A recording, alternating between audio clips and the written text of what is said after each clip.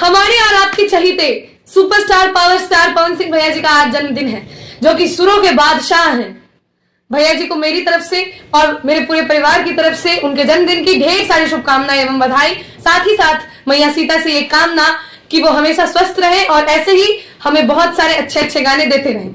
धन्यवाद। जय मिथिला। जुग जुग जिया सुललनमा भवनमा के भाग जागल हो।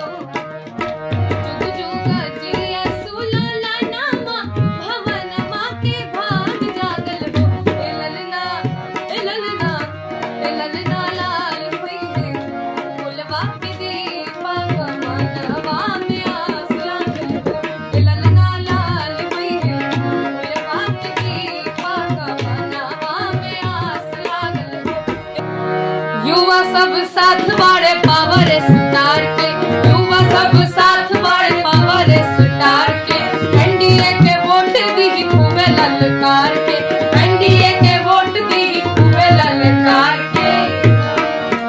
आई बोलता बिहार सुनी पवन के पुकार गाना हिट हो गई। बोलता बिहार